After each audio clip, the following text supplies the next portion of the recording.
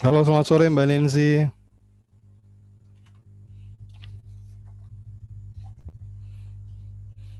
Mbak Nancy bisa di copy di monitor Mbak Nancy. Halo Mas Risang, halo halo. Ya, beneran. Oke, terima kasih. Oke. Oke, sip. Nanti Mbak Nancy yang buka ya. Ya ya, boleh boleh, sip. Kita tunggu jam Oke. 4 pas ya. Oke, jam 4 pas masih 2 menit lagi tapi di sini sudah ada Pak Ari ya. Pak Ari Aprian Nur dari Kalimantan Selatan ya. Oke. Salah Hadir, hadir, satu. siap, siap, Terima kasih ya sudah hadir ya. siap. Lalu ada Ibu Hajah Nisma tulisannya nih. Oh, Pak Nur sudah datang. Pak Nur, selamat sore Pak Nur. Bu Siti Sore, Fatimah. Apa sore kabar Pak minggu Nur? kemarin aku sakit. Oh, sakit apa Pak Nur? Biasalah, masuk angin. Suka angin. Hati-hati loh ya. Ya, Gejala ya. jadi ingat. Oke. Sip Pak Nur, semoga tetap sehat sekarang. Lalu ada Bu Hai Fani. Oh, ini Mbak Alin ya. Lalu ada Bu Reni, Bu Siti Haryati, Ibu Mas Ria, Ibu Mariatun, Mbak Dian. Apa kabar Mbak Dian? Halo Mas Risang, Alhamdulillah baik. Apa kabar? Baik, Alhamdulillah. Terima kasih Mbak Dian sudah gabung. Lalu ada Ibu Ros, Bu Atik, Pak Sabto. Ya, Pak Sabto, Dokter Sabto ini ya.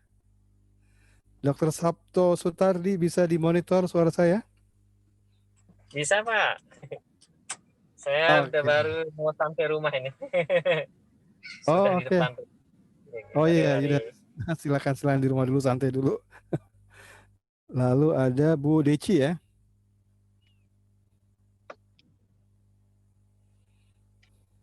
Oke, baik Mbak Nancy sudah jam 4, silakan Mbak Nancy. Dibuka dulu pengantarnya, silakan Mbak Nancy. Oke, baik. Terima kasih Mas Risang. Selamat datang Bapak Ibu teman-teman ke forum Kemisan ke-7 ya. Puji Tuhan lancar-lancar sudah ada 7 forum kita berbagi bersama teman-teman praktisi di komunikasi perubahan perilaku dan teman-teman dari WOS dan teman-teman dari sektor lainnya yang aktif berbagi di forum ini. Nah, hari ini telah hadir yang akan jadi moderator kita, Mas Risang. Dan tadi kedua pembicara sudah hadir ya, Mas Risang ya? Sudah, masih menunggu Bu Ami Oh, Bu dan Ami Pak ya, Akbar oke. ya. Ya, dua lagi. Nggak apa-apa, silakan. Oh, dua lagi ya, oke. Baik, kalau gitu. Sambil menunggu, mungkin teman-teman di sini kalau ada yang mau oh ya, kemarin kita share bahwa teman-teman dari sini yang mau sukarela untuk bergantian rotasi untuk memfasilitasi forum ini, silakan nanti bisa hubungi Mas Resang atau saya juga bisa. Dan mulai minggu depan nanti akan difasilitasi oleh Mbak Miranti dan teman-teman ya. Saya pikir itu saja untuk pengumuman dari forum Kemisan. Ada lagi Mas Risang untuk Oh iya, untuk minggu depan itu temanya tentang system thinking ya. oh iya, System thinking ya, Mbak Win, Mbak Miranti, lalu ada kawan-kawannya nanti akan mengisi sesi itu. oke, baik. Saya pikir itu saja tanpa menambah-nambah lagi. Saya serahkan ke Mas Risang ya yang akan memoderasi kita di pertemuan hari ini. Silakan Mas Risang. Terima kasih Mbak Nancy atas pengantarnya. Mbak Nancy ini dari UNICEF dan kebetulan acara forum kemisan kita banyak didukung oleh UNICEF. Zoom-nya dipinjam dari UNICEF. Beberapa orangnya juga yang aktif dimintakan dari UNICEF. Tapi ini adalah forum terbuka Bapak Ibu. Pengelolanya yang memfasilitasi itu juga bisa dirotasi. Topik-topiknya bisa diangkat dari kita sendiri, yang jadi givernya bisa kita sendiri ataupun kita undang dari pihak lain. Nah, untuk tema kita sore kali ini, ini temanya nih. Kita akan bicara tentang inovasi-inovasi intervensi perubahan perilaku yang berasal dari teman-teman Puskesmas, ya. Nah, ini tema sebetulnya diangkat oleh Bu Ami, ya. Bu Ami sudah ada hadir di sini. Bu Ami bisa dimonitor? Sudah Oke. hadir. Terima kasih. Jadi Bu Ami yang mengusulkan tema ini dan juga Bu Ami yang mengurus teman-teman givernya, mengontak teman-teman giver, lalu kemudian brief dan juga bahkan buat leafletnya ya. Terima kasih Bu Ami sudah membantu. Nah, teman-teman sekalian, Puskesmas itu kan jaraknya ke masyarakat sangat dekat ya. Dekat dalam artian dia kerjanya langsung ke masyarakat. Jadi sebetulnya kalau kita bicara pengalaman-pengalaman inovasi, itu relatively itu sudah banyak terlihat hasilnya atau bisa dibuktikan langsung di lapangan, ya.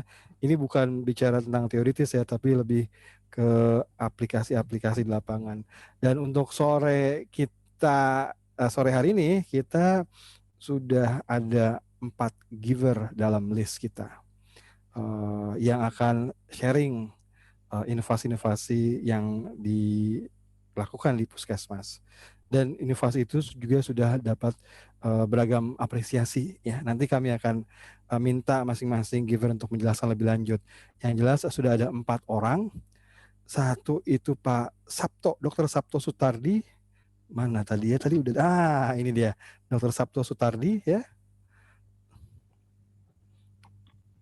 Dr. Sabto, apakah ingin di awal atau yang kedua atau ketiga gitu supaya lebih nyaman?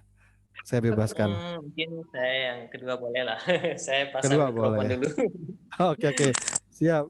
Dr. Sabto, terima kasih. Dr. Sabto ini dari Puskesmas Labuapi, Lombok Barat, NTB. Nah, berarti temannya teman-teman Lombok Barat ya. Bu, siapa kemarin yang suka aktif ya di tempat kita ya? Lalu setelah Bapak Sabto yang kedua ya. Nah, mungkin yang pertama kita minta aja ke Pak Ari ya, Pak Ari Aprian Nur. Kalau Pak Ari lagi driving? Ya, Lagi driving? bisa. Siap. Bisa ya? Bisa. Oke. Siap. Pak Ari ini dari Kalsel, Banjarmasin ya? Kalsel. Iya, beliau adalah tenaga kesehatan teladan nasional kategori farmasi tahun kemarin. Jadi baru tahun 2015 dapat penghargaan tenaga kesehatan teladan nasional. Lalu nanti ada Pak Akbar, tapi saya belum lihat di sini Pak Akbar mana ya? Sudah. Sudah ada Pak Akbar ya? Oh ini Pak Muhammad Akbar. Iya. Selamat datang Pak, selamat bergabung. Lah, kalau Pak Akbar ini dari Kalimantan Utara ya? Iya, Kalimantan Utara. Kalimantan Utara, berarti provinsi baru ini ya? Iya, provinsi yang ke-34. Oh, oke. Nah, Pak Akbar nanti juga akan membagi kepada kita inovasi yang dilakukan. Nanti beliau akan menjelaskan sendiri. Dan yang keempat itu Bu Ami ya. Bu Ami tes suara dulu. Lancar? Hadir. Bu Ami dari Pacitan, Jawa Timur. Ya, jadi walaupun Jawanya kayak Jawa Tengah, tapi sebenarnya dari Jawa Timur ya. Gitu ya Bu Ami ya. Bu Ami itu nanti akan sharing tentang emo-demo khususnya ya. Baik Ibu Bapak sekalian, supaya nggak panjang di saya di moderator, kami persilahkan kepada Pak Ari ya, Pak Ari Aprian Nur untuk berbagi. Slide screen di saya ya Pak ya? Siap. Oke, silakan Pak. Baik. Terima kasih atas kesempatan yang diberikan. Selamat sore semuanya. Assalamualaikum warahmatullahi wabarakatuh. Apakah suara saya bisa didengar dengan jelas? Jelas bisa, Pak ya, Ari, ya? jelas. Oh, jelas. Baik. Sebelumnya, perkenalkan nama saya Muhammad Ari Aprian Nur. Biasanya sehari-hari akrab dipanggil Apoteker Ari. Saya bertugas di Puskesmas Banjarmasin Indah sebagai apoteker kurang lebih masa kerja sekarang sudah 12 tahun. Baik, langsung saja. Mungkin slide-nya bisa mohon izin ditampilkan, Pak. Sudah, Pak Ari, sudah. Sudah? Ya. Tapi di saya belum muncul. Sudah muncul ya, Pak ya? Sudah, apa bisa dilihat Bapak Ibu sekalian, teman-teman? Di saya belum kelihatan, Pak. Mas Risang, PPT-nya belum. Tapi layarnya Mas Risang ada. Mungkin gitu ya? Belum terbuka. di screen. Oh, Masih foldernya aja Mas Risang. kenapa? Masih baru foldernya yang kelihatan, belum dibuka Oh. PP-nya. Padahal desainnya udah dibuka. Sebentar ya. Kalau ini? Belum. Oke, nah sudah terbuka. Oke. Sudah terbuka. Baik. Terima kasih. Langsung saja. Inovasi di tempat kami judulnya adalah inovasi pelayanan obat dengan kopi TB. Jadi sesuai dengan background latar belakang profesi saya sebagai apoteker, jadi berhubungan dengan obat. Baik, kopi TB di sini mungkin bertanya-tanya, banyak yang kemarin nanya, kopi ini yang minuman itu ya? Ternyata bukan. Kopi di sini adalah singkatan dari kotak pengingat minum obat TB. Lanjut, Pak. Slide selanjutnya, Pak. Baik. Kenapa inovasi ini bisa muncul di Puskesmas Banjarmasin Indah, Kalimantan Selatan? Karena adanya identifikasi masalah sekitar tahun 2017 awal. Jadi kita melakukan pendataan dan juga kita analisis situasi dari pasien yang berkunjung di apotik, khususnya di Puskesmas Banjarmasin Indah itu banyak terjadi kasus gagal pengobatan dan akhirnya gagal sembuh. Pasien sering sekali mengeluhkan lupa minum obat. Kemudian juga pasien sering mengeluhkan karena obat yang diserahkan pada waktu itu sekitar tahun 2016 hanya diserahkan begitu saja tanpa adanya label petunjuk minum obat. Karena pada waktu itu memang penyerahan obat tidak dilakukan di apotik, tapi dilakukan di pemegang program. Dalam hal ini waktu itu adalah perawat.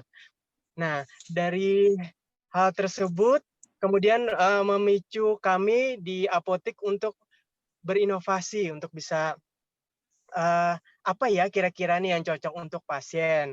Awal-awalnya dulu kita mencoba dengan cara memaketkan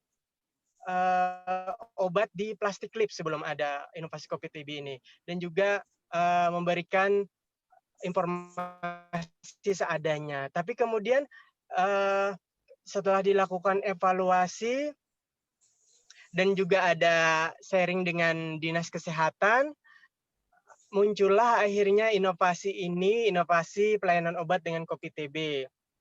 Itu adalah inovasi yang membuat manajemen obat TB paru di Puskesmas Banjarmasin Indah menjadi satu pintu, artinya di apotik. Karena sebelumnya, sebelum adanya inovasi, perencanaan obat TB, kemudian penyimpanan obat TB itu dilakukan di luar apotik atau oleh pemegang program. Jadi,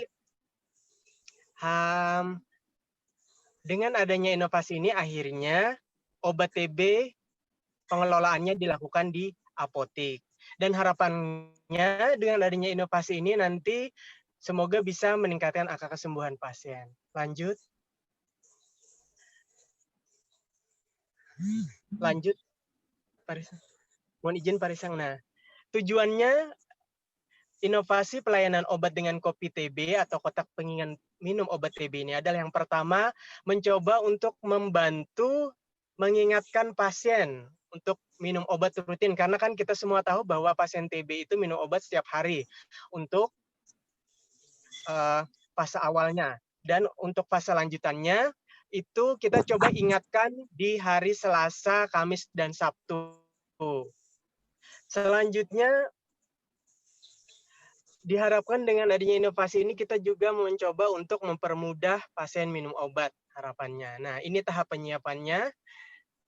Ini di sini juga teman-teman bisa lihat awalnya dulu saya ikut nebeng di ruangan pemegang program TB karena pada waktu itu belum ada tempat penyerahan obat khusus karena di puskesmas saya ruangan apoteknya sempit sehingga tidak ada ruang konseling untuk pasien TB. Tapi setelah adanya inovasi ini, alhamdulillah kepala puskesmas merealisasikan adanya meja konseling dan kursi khusus untuk pasien TB.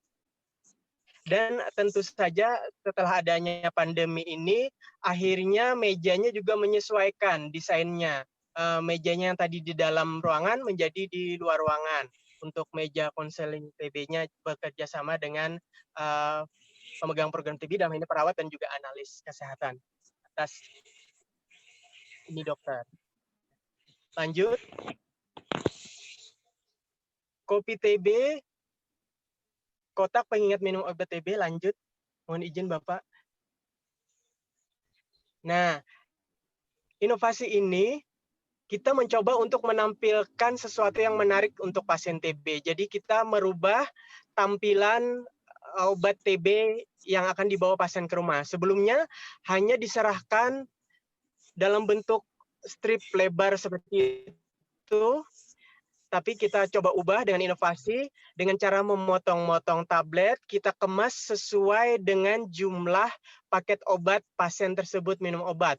Misalnya pasiennya minum obat 3 tablet sehari, maka kita letakkan 3 tablet, kita potongkan. Misalnya pasien 4 tablet, kita potongkan 4 tablet. Misalnya 2 tablet, kita potongkan sesuai dengan jumlah obat yang sudah diresepkan oleh dokter dan koordinasi dengan perawat pemegang program TB. Dan akhirnya nanti kopi TB dibawa pasien pulang ke rumah untuk minum obat TB. Lanjut. Itu tadi tahap penyiapannya.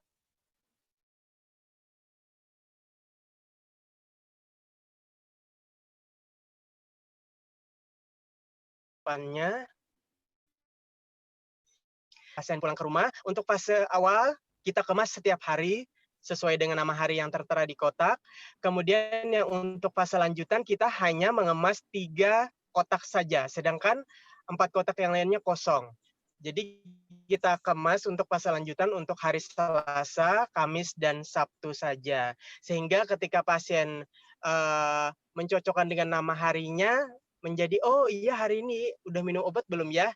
Dilihat di nama harinya dan isi kotaknya ada obatnya atau tidak. Lanjut.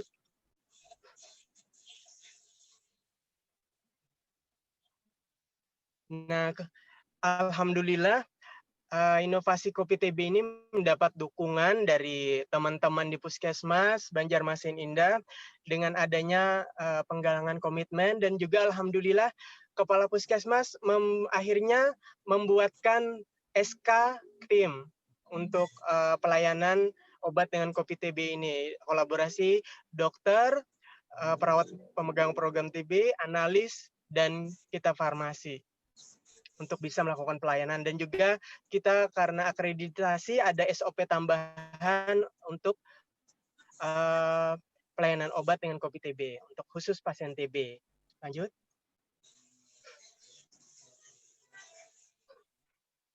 Dukungan SK, SOP ini bentuk-bentuk sosialisasi karena kita adalah tim, karena kan di farmasi untuk turun ke lapangan tidak begitu banyak mendapatkan dana, akhirnya saya nebeng-nebeng di pemegang program TB-nya. Dan juga ikut nebeng di program penyuluhan Puskesmas Promkes kalau yang sekarang. Alhamdulillah dapat dukungan.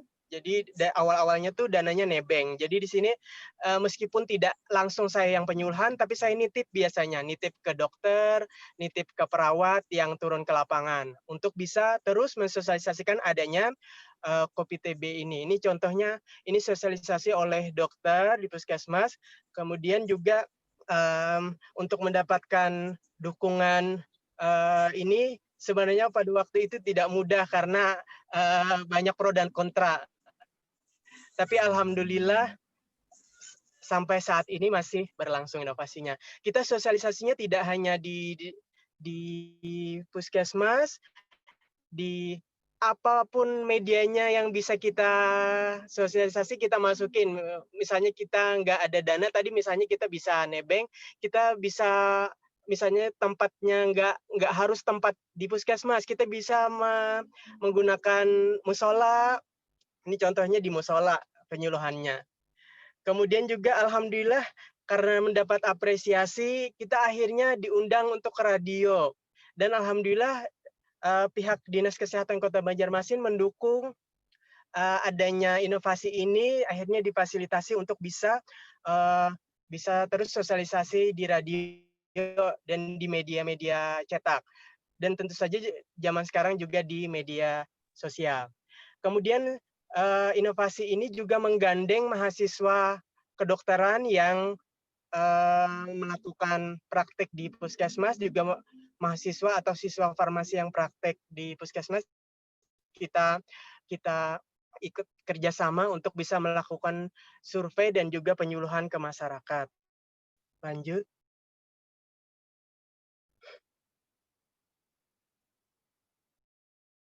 Nah,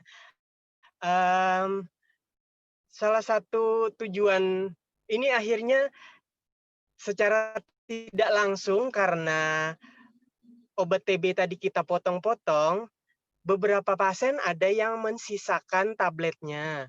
Kemudian sisa tablet itu kan kita catat waktu kadaluarsanya, dan juga karena penyimpanannya sudah satu pintu di apotek, alhamdulillah akhirnya obat TB-nya jadi ber-AC karena kan di apotek ruangannya ber-AC. Nah, dengan penyimpanan yang baik, dengan pencatatan yang baik, akhirnya sisa-sisa dari pemotongan obat TB pasien yang sebelumnya yang ada sisanya kita kumpulkan, dan setelah kita evaluasi di tahun 2018 itu ada terjadi efisiensi pemakaian obat TB yang seharusnya itu dihitung 13 box, ternyata dengan memanfaatkan sisa-sisa pemotongan tadi akhirnya hanya memakai 12 box saja. Jadi sehingga menghemat 1 box obat TB. Kalau kita konversi ke rupiah sekitar 400.000 rupiah per tahun.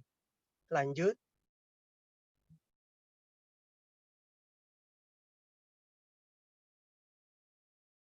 Ini adalah edukasi terus berlangsung sampai saat ini.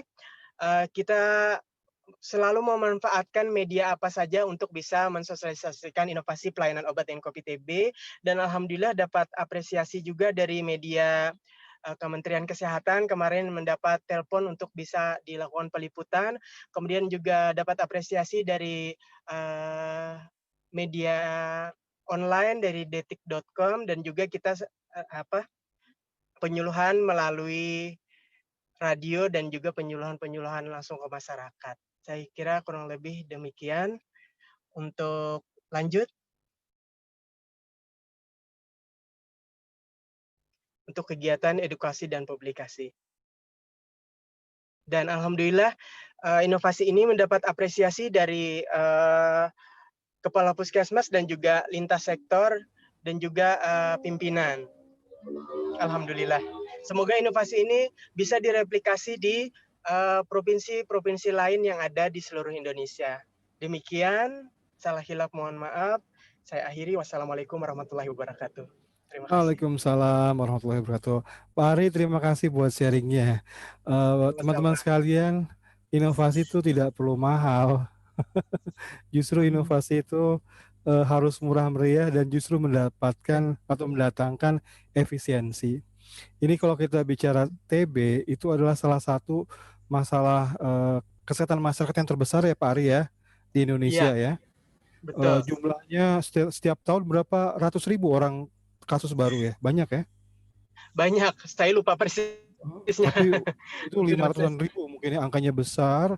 Dan teman-teman, salah satu tantangan terbesar adalah minum obat secara disiplin selama 6 bulan ya. Betul ya, 6 bulan. Itu coba bayangkan 6 bulan minum.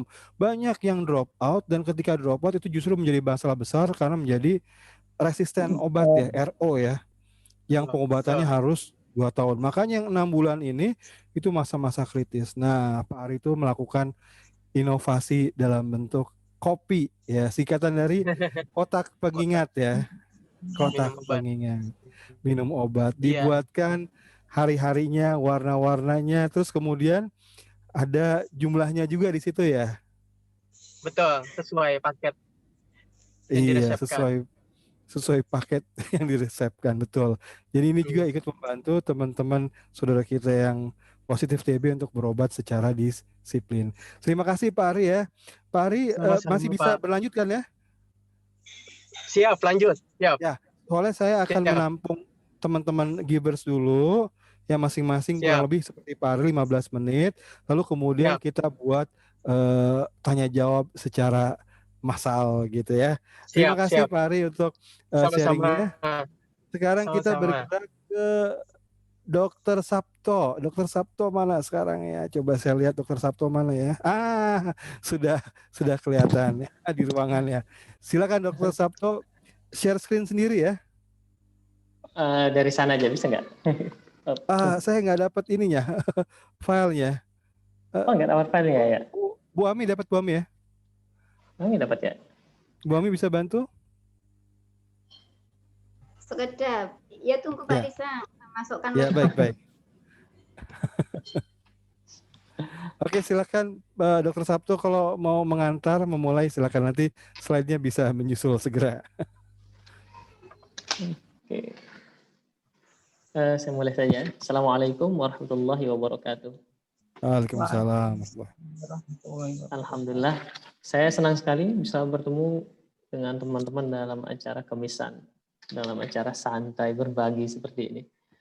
Pada kesempatan kali ini, saya ingin beberapa hal ingin saya sampaikan, ya. Perkenalkan, saya Dr. Sabto Sutardi. Saya dokter selama 3 tahun di daerah terluar dan terpencil di Pulau Lombok, Nusa Tenggara Barat. Tepatnya di Puskesmas Kotong di Kabupaten Lombok Barat. Jadi dalam tahun-tahun terakhir kemarin saya berada di daerah terpencil tempat tugasnya. Dan ini saya baru mutasi beberapa bulan kemarin. Pada kesempatan kali ini saya sedikit ingin berbagi kepada teman-teman berkaitan dengan inovasi yang telah saya sampaikan. Belum bisa tampil, ya, slide-nya. Masih mendownload. Oh, masih download. Oke. Iya. Yang ingin saya sampaikan pertama itu berkaitan dengan inovasi penilai status gizi. Kita ketahui bersama, kalau teman-teman ketahui, itu di tempat kita berada sekarang ini, permasalahan gizi itu sangat banyak sekali. Tidak hanya gizi kurang, tetapi juga permasalahannya adalah gizi lebih. Bahkan isu yang cukup berkembang sekarang lagi isu stunting. Saya pikir tidak hanya di Lombok saja, tidak hanya di NTB, tapi menjadi problem kita, momok kita di seluruh negeri ini. Bahkan secara nasional itu banyak sekali program stunting yang ditelurkan. Rata-rata di Indonesia ini anak-anak kita yang pendek itu atau stunting itu kurang lebih sekitar hampir sepertiganya atau 30,7%. Ini angkanya bukan angka sedikit, tapi angkanya gede banget. Jadi kalau ada kumpul 3 orang anak, ya salah satu di antara mereka itu adalah anak yang pendek. Dan kemudian problem lain itu tidak hanya problem stunting saja. Ada masalah lain yang sampai sekarang ini belum selesai, yakni masalah gizi kurang dan gizi buruk. Dan ini kalau kita lihat dari data Riskesdas itu kurang lebih 1/6, ya. 1/6 anak-anak kita itu ternyata gizi kurang dan gizi buruk. Jadi sekitar 17,6% anak-anak kita itu adalah gizi kurang dan gizi buruk.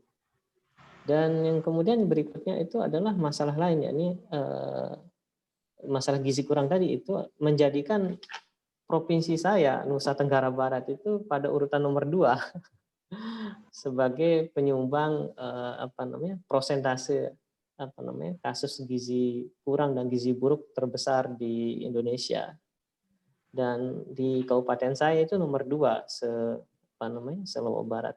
Dan kecamatan dan puskesmas tempat saya bekerja itu adalah salah satu penyumbang terbesar se-Kabupaten Lombok Barat. Nah, ini adalah problem yang ditemukan. Nah, saya pribadi itu ingin sekali bagaimana caranya kita itu menyelesaikan problem ini. Mungkin kalau kita mau menyelesaikan semuanya mungkin tidak ya. Kita coba berbuat hal yang kecil untuk memberikan sesuatu yang besar, berefek besar. Kalau kita ingin melakukan penilaian status gizi, itu saya pribadi sebagai dokter, itu kalau membuat penilaian status gizi itu untuk satu kasus saja, untuk mendapatkan Z-score istilahnya, itu membutuhkan waktu yang cukup lama. Satu parameter Z-score itu kalau kami lakukan penelitian di puskesmas itu ada 6 responden petugas gizi kami yang hampir setiap hari melakukan penilaian status gizi. Tetapi ketika saya meminta mereka untuk melakukan penilaian status gizi, apa yang terjadi? Wah, sudah muncul ya.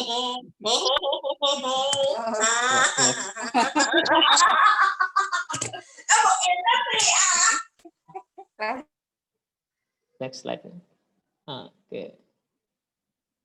Sekali lagi lanjut. Slide selanjutnya. Oke, slide selanjutnya. Ini ya. Lanjut. Oke. Mungkin karena lanjut. Coba enter saja. Mas Risang, next. Nah, oke, cukup sampai sini. Ternyata kalau kita melakukan penilaian status gizi secara manual itu waktunya cukup lama. Butuh waktu 3 menit 14 detik. Artinya, kalau kita melakukan penilaian status gizi untuk 3 parameter, itu kita akan menghabiskan waktu hampir 10 menit. Dan ini akan menghabiskan waktu yang cukup banyak. Oke, slide selanjutnya. Problem yang kedua dari penilaian status gizi secara manual itu adalah rawan salah hitung ternyata. Dengan responden yang sama, yakni mereka yang sudah terbiasa melakukan penilaian status gizi, itu ternyata tingkat errornya cukup tinggi. Coba selanjutnya, next. Nah, ternyata untuk mendapatkan nilai Z-score yang benar-benar akurat itu dari mereka yang biasa melakukan penilaian status gizi, yakni petugas gizi, itu yang benar dari kita berikan contoh kasus ya, yang benar nilai Z-score-nya untuk melakukan penilaian status gizi 70%. Errornya besar sekali 30%. Menurut saya ini bukan angka yang sedikit. Kita bisa bayangkan kalau penilaian status gizinya pada anak yang cukup banyak, apalagi penilaian status gizi massal, untuk mendapatkan nilai Z-score itu akan rawan terjadi kesalahan. Selanjutnya problem yang ketiga. Oke, next. Nah, kalau kita lihat sendiri, itu WHO di tahun 2015 itu telah mengeluarkan sebuah tabel untuk melakukan penilaian status gizi. Nah, itu ada 11 tabel. Kalau kita cetak itu tabel lengkapnya ada sekitar 1.700 halaman. Itu angka yang sangat lembaran yang sangat banyak sekali, dan ini tentu akan rawan salah baca dengan jumlah tabel yang begitu banyak. Dan di tahun 2010 itu Kemenkes mengadopsi tabel WHO ini, coba untuk diringkas. Tetapi apa? Ternyata dengan tabel yang begitu rupa, ternyata tingkat kesulitannya tidak kalah jauh dengan tabel WHO. Tadi itu di slide-nya saya contohkan ya, ada teknik penilaian status gizi. Coba kembali lagi. Back mungkin berapa. Nah, oke. Jadi kalau melakukan penilaian status gizi itu rumusnya seperti ini. Saya yakin teman-teman mungkin dengan pendidikan yang cukup tinggi pun cukup sulit untuk melakukan penilaian status gizi jika dihadapkan dengan rumus nih. Jika mencari nilai Z-score itu menggunakan seperti ini. Oke, sebelum saya lebih jauh ya. Kalau menilai status gizi yang akurat dan tepat itu menggunakan tabel WHO dan rumus menggunakan nilai Z atau istilah sekarang sering kita dengar itu istilah Z-score. Oke, lanjut. Lanjut, Mas. Oke. Oke, ini salah satu contoh kasus ya. Oke, lanjut. Oke. Ya, jadi saya bisa simpulkan bahwa ternyata ketika kita melakukan penilaian status gizi dengan cara yang manual, itu ada 4 problem yang akan kita temukan untuk mendapatkan nilai Z-score, untuk mendapatkan interpretasi status gizi. Pertama, dengan cara manual itu tidak akurat. Karena 30% terjadi kesalahan. Kemudian butuh waktu yang cukup lama. Satu pasien untuk mendapatkan nilai Z-score yang lengkap itu hampir 10 menit. Kemudian yang ketiga, karena melibatkan banyak sekali rumus dan melibatkan banyak tabel, itu relatif sulit bagi siapapun. Jadi jangan berharap masyarakat awam itu bisa melakukan assessment sesuai dengan standar kita inginkan. Petugas saja itu mengalami kesulitan jika melakukan penilaian status gizi dengan cara yang standar. Yang terakhir, problem yang keempat adalah kita tidak bisa melibatkan masyarakat dalam penilaian status gizi secara rigid, secara baik, secara bagus. Nah, dengan 4 masalah ini kemudian saya coba berpikir gimana caranya biar kita bisa keluar dari permasalahan ini. Oke, next. Oleh karena itu saya coba membuat sebuah inovasi, sebuah aplikasi yang ini hanya baru bisa berjalan di handphone Android. Ini adalah aplikasi Dr. Sabto Antro namanya. Ya, saya ambil dari nama saya. Saya melihat data setelah melakukan riset itu, saya temukan bahwa dengan menggunakan aplikasi ini, ternyata aplikasi ini adalah cara yang cepat, tepat, dan akurat untuk melakukan penilaian status gizi. Oke, selanjutnya. Oke, selanjutnya. Oke. Wah, sebenarnya saya pengen demokan satu, tapi karena screen-nya saya pakai HP-nya sendiri, saya nggak bisa demokan. Aplikasi ini kalau kita melakukan penilaian status gizi, coba sebentar ya.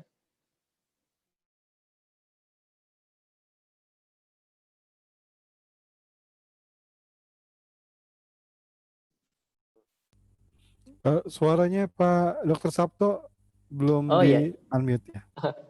Oke. Ini kalau kita lihat di depan ini, aplikasinya silakan bisa di-download di Google Play, di Play Store. Itu tampilan depannya seperti ini. Jadi ini halaman depannya itu kolom yang paling kiri. Itu tinggal kita mengisi saja tanggal lahir, kemudian kita mengisi jenis kelamin dan berat badan ataupun tinggi badan. Tinggal klik tombol warna merah itu, maka dalam hitungan detik kita bisa langsung menemukan penilaian status gizi. Kita sudah tahu Z-score-nya apa dan interpretasinya apa dan sebagainya. Nah, kemudian itu ada di sebelah sampingnya itu ada tabelnya, ada chartnya, grafiknya. Kita bisa langsung tahu ini anak ini berada di bawah minus 2 SD ataukah di bawah garis merah ataukah bagaimana. Keunggulan dari aplikasi ini adalah diantaranya itu kita bisa share ketika kita menemukan kasus gizi. Nah, kasus gizi kita bisa share kepada, misalnya kalau saya petugas puskesmas ya, sebagai dokter puskesmas, saya tinggal kirimkan data yang saya temukan kepada kepala puskesmas saya sehingga bisa mengambil keputusan yang tepat terhadap penemuan kasus gizi. Nah, ini aplikasi ini itu nomor 8 itu kelebihannya diantaranya itu bisa menyimpan puluhan, ratusan, ribuan, bahkan jutaan data dalam handphone tergantung dari kapasitas memori HP kita. Nah, ini tersimpan secara offline. Saya belum menyediakan database online. Nah, ini bisa kita edit, nomor 9 itu bisa kita edit ini data kunjungannya nomor 9. Data kunjungan per bulannya. Nah, kemudian kita bisa lihat nomor 10 itu tren peningkatan ataukah pengurangan dari berat badan maupun tinggi badan anak tersebut. Dan mungkin yang fitur yang ke-10 ini menurut saya yang cukup menurut saya sendiri sebagai pembuatnya sangat senang sekali ya. Dengan aplikasi ini saya bisa memetakan titik-titik di mana temuan kasus gizi. Jadi di atas ini nomor 11 itu ada tabel, itu bisa disimpan ke dalam file Excel. Kemudian di bawah itu adalah tabel sebaran kasus gizi buruk di tempat saya bekerja. Itu ada 5 kasus, ada 5 titik merah itu tempat ditemukan kasus gizi. Jadi aplikasi ini kalau kita pencet penyimpanannya itu lokasinya, maka dia akan mendeteksi di mana lokasi titik koordinat. lokasi ditemukan kasus gizi tersebut, dan bisa kita mapping dalam Google Map di mana lokasinya tersebut. Hanya ini saya demokan langsung betapa mudahnya menggunakan aplikasi ini. Cuma sayang HP-nya sedang saya pakai untuk nge-zoom ini. Lanjut ya. Next slide. Nah, saya melakukan riset itu terhadap pengguna di tempat saya bekerja itu, mereka yang menggunakan aplikasi ini, itu respondennya 4% ini ternyata tidak sekolah. Aplikasi ini hanya membutuhkan satu, mereka bisa baca tulis dan menggunakan HP saja. Tidak ada yang lain. Dan kemudian dari pendapat mereka bahwa aplikasi ini tidak ada, mereka mengatakan aplikasi ini sulit, apalagi sangat mengatakan sedang dan mudah menggunakan, bahkan ada mengatakan sangat mudah. Oke, selanjutnya. Nah, kalau kita bandingkan aplikasi ini dengan cara manual, saya menemukan seperti ini. Next. Oke. Kalau untuk mendapatkan nilai Z-score yang dibutuhkan dokter atau petugas gizi itu, kalau kita poinnya dari 1 sampai 10, maka responden mengatakan Z-score, mendapatkan Z-score dengan cara menggunakan aplikasi itu 8,5. Kalau menggunakan manual itu 5,7. Jauh sekali jadi perbedaan. Selanjutnya.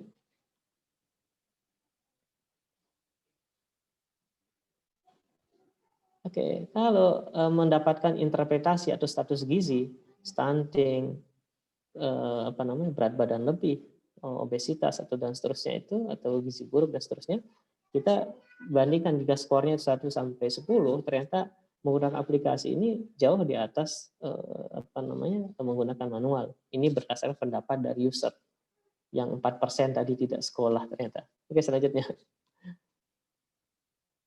Kalau mendapatkan kecepatan dari penilaian sampai mendapatkan interpretasi secara subjektif, maka pengguna mengatakan jauh lebih cepat dengan poin 9 untuk aplikasi dan poin 5,5 kalau menggunakan manual. Oke, selanjutnya. Oke, kalau kita bandingkan secara objektif, tadi subjektifnya pendapat pengguna. Kalau kita bandingkan secara objektif, ternyata kalau menggunakan aplikasi itu rata-rata menggunakan kecepatannya tersebut adalah untuk satu parameter status gizi, misalnya berat badan per umur atau tinggi badan per umur, itu cuma membutuhkan waktu 27 detik. Jadi kurang semenit lah untuk mendapatkan status gizi bahkan Z-score-nya itu. Kemudian kalau menggunakan manual itu bisa lama sekali, rata-rata 3 menit 14 detik. Artinya saya bisa mengatakan bahwa dengan menggunakan aplikasi itu 7 kali lebih cepat dibandingkan kalau kita menggunakan manual. Oke, selanjutnya. Oke, kemudian kalau kalkulasi perhitungan menggunakan handphone itu 100% itu bisa katakan sesuai dengan aslinya atau bersesuaian 100% sesuai dengan gold standar. Beda halnya dengan manual karena perhitungan menggunakan handphone, komputer ataupun sejenisnya itu angka perhitungannya tersebut sampai koma sekian itu sangat detail dan bisa kita katakan 100% sesuai dengan perhitungan real atau gold standar. Selanjutnya. Oke. Dari inovasi ini saya bisa menyimpulkan bahwa dari 4 masalah yang ditemukan yang dari segi akurasi, waktu, kesulitan, dan pelibatan masyarakat, bahwa dengan aplikasi ini akurasinya terjawab, akurasi sampai 100%. Kemudian kalau dari segi waktu 7 kali lebih cepat, dari segi kemudahan jelas lebih mudah. Dan dari segi pelaporan kita bisa mendapatkan secara real time di mana dugaan kasus gizi tersebut, misalnya gizi buruk ditemukan oleh masyarakat. Jadi masyarakat kalau menggunakan aplikasi, dia tinggal nge-share, bisa kita dapatkan langsung di mana titik koordinat terjadinya temuan kasus gizi tersebut. Memang aplikasi ini kalau masyarakat yang melaporkan itu akan diverifikasi oleh petugas. Tapi kalau petugas kita anggap sudah laporan tetap. Tapi kalau masyarakat hanya berupa suspek saja. Karena bisa jadi masyarakat itu salah dalam perhitungan, bisa saja. Oke, selanjutnya.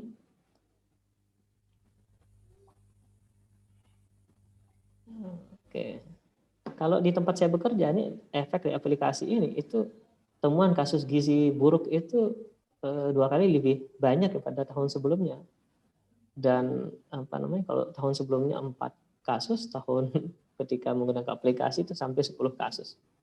Kemudian dari segi perbaikan gizi anak-anak yang kita rawat di puskesmas, lama rawat inapnya tersebut bisa lebih cepat 2 kali lipat dibandingkan dengan cara kalau kita tidak menggunakan aplikasi.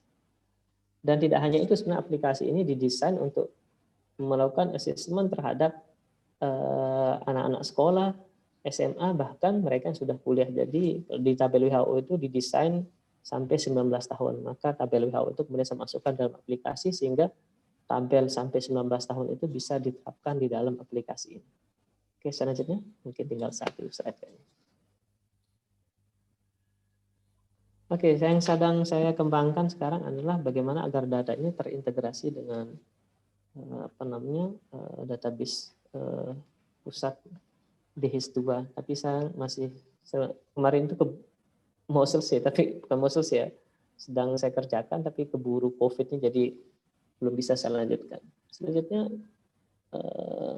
kelebihan yang sedang saya kerjakan ini sekarang tidak hanya pertumbuhan status gizi saja yang dinilai, tetapi bagaimana fungsi anak tersebut dalam bersosial, berbicara, motoriknya itu bisa kita implementasi, bisa kita hitung menggunakan aplikasi. Ya, dengan bahasa lain perkembangan. Ya, kalau anak itu kita hitung adalah pertumbuhan dan perkembangan. Yang kita nilai assessment itu adalah pertumbuhan dan perkembangan. Aplikasi ini baru hanya pertumbuhan saja, perkembangannya belum.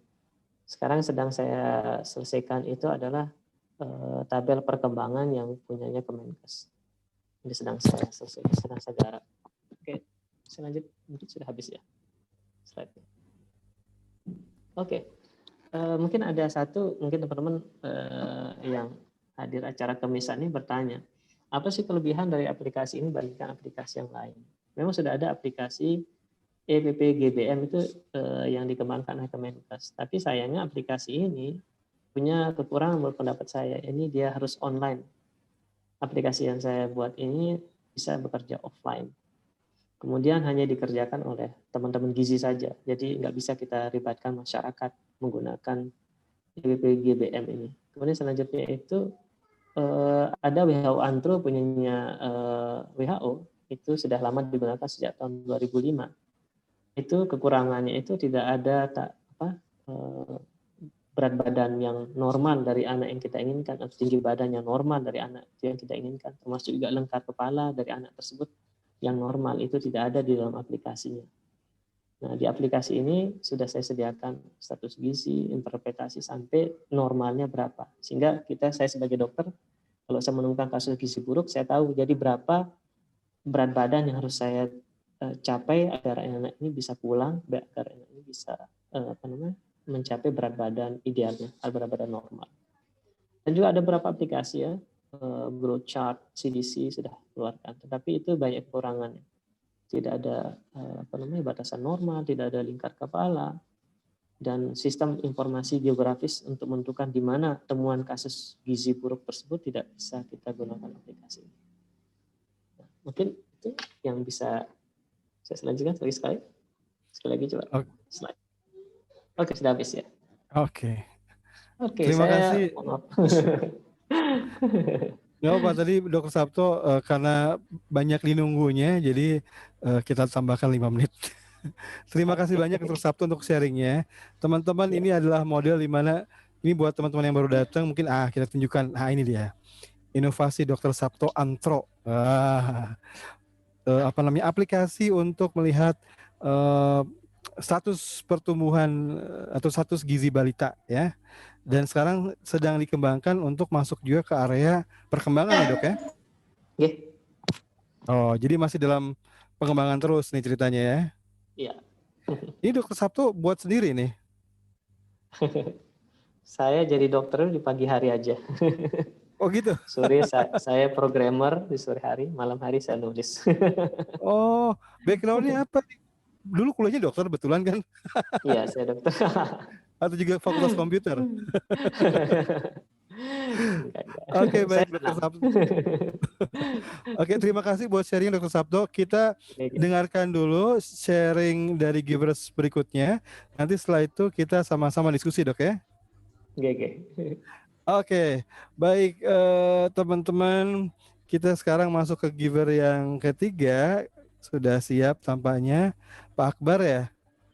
Pak Akbar dari Kalimantan Utara. Ya, silakan share screen sendiri ya. Ya, siap. Oke, silakan.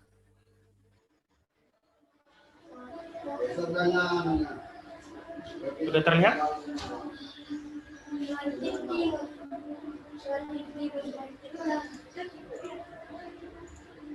Sudah.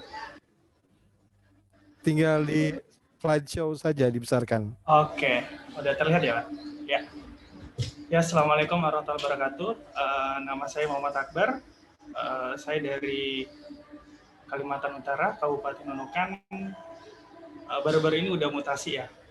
Di puskesmas lain, di puskesmas Lingamuk udah 1 bulan. Dan ini program inovasi saya dulu di puskesmas sebelumnya, itu puskesmas Lombawan dengan P3K dengan Asmanto Gablas. P3K sendiri ini adalah pertolongan pertama pada keluarga dengan asuhan mandiri, taman obat keluarga, dan akupresur. Bagaimana masyarakat ini bisa produktif. Mungkin tak kenal maka tak sayang nih. Coba saya lahir memang asli di perbatasan di Pulau Sebatik. Hobi saya berkebun dan moto saya sebagai kondisi adalah bermanfaat untuk orang lain. Ya, karena Kalimantan Utara merupakan provinsi baru, saya coba menjelaskan bagaimana tata letaknya. Mungkin ada beberapa teman yang mungkin di Jawa ataupun di Sulawesi ataupun di Indonesia yang tidak tahu. Ya, Puskesmas Lombawan itu berada di ujung Kalimantan. Ya, Kalimantan Utara merupakan provinsi terbaru ya, ada provinsi ke-34 dan berada di Kecamatan Krayan. Dan berbatasan langsung dengan negara Malaysia. Dan uniknya, Krayan ini hanya bisa diakses melalui pesawat udara. Jadi jalur laut, sama darat itu tidak ada. Dan sekarang ini baru dibuka jalur darat itu, mungkin kalau pakai dengan kendaraan roda 4 itu bisa sampai 1 bulan baru sampai.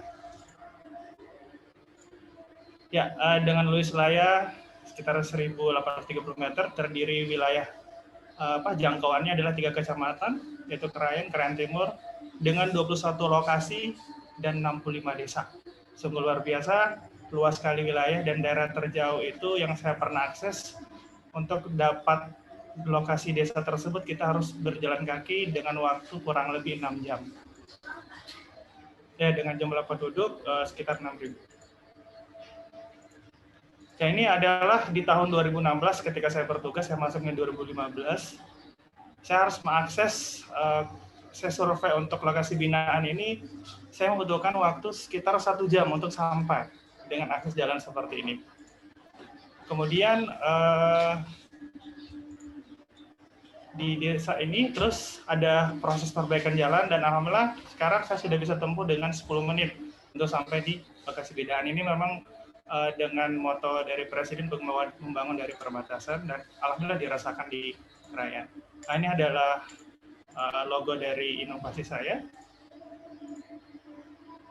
Ya, adapun latar belakang dari P3K dengan Asmanto Gablas ini, tumbuhan saat ini kita sangat tahu di saat pandemi ini di awal-awal sangat dibutuhkan sekali bagaimana kita untuk meningkatkan imun tubuh. Dan Asmanto Gablas ini bisa sangat bermanfaat sekali untuk saat ini di masa pandemi, bagaimana kita menjaga daya tahan tubuh kita dengan herbal. Terus pengobatan tradisional yang kita ketahui memang Indonesia sudah secara turun-temurun dengan jamunya, bahkan udah ada 3 tahapan untuk obat herbal, ya jamu, obat herbal terstandar, dan obat fitofarmaka.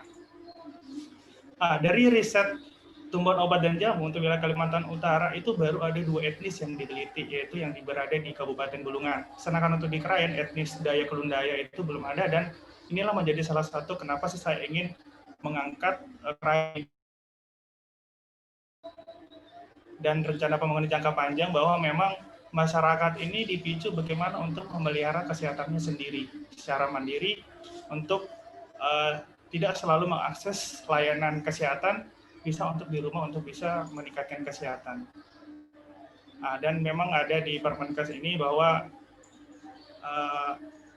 Permenkes RI nomor 9 tahun 2016 tentang pengobatan tradisional, di sini memang puskesmas juga bisa melakukan pelayanan kesehatan tradisional. Contoh salah satu yang bisa jalan sekarang ini adalah teman-teman puskesmas yang udah dilatih dengan akupresur itu tuh bisa buka poli akupresur di puskesmas. Dan untuk puskesmas saya karena memang akupresur itu pelatihannya khusus, jadi belum ada dibuka. Jadi saya bisa lebih mengakses di luar masyarakat tanpa di dalam gedung.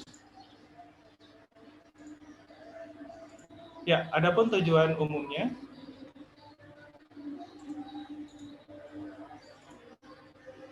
ya itu bagaimana masyarakat mampu melaksanakan P3K dengan Asmanto Go Plus dengan tujuan khusus adanya kader dengan kelompok keluarga binaan itu dapat terbentuk di masyarakat yang pertama, terus melalui Asmantoga masyarakat menjadi produktif.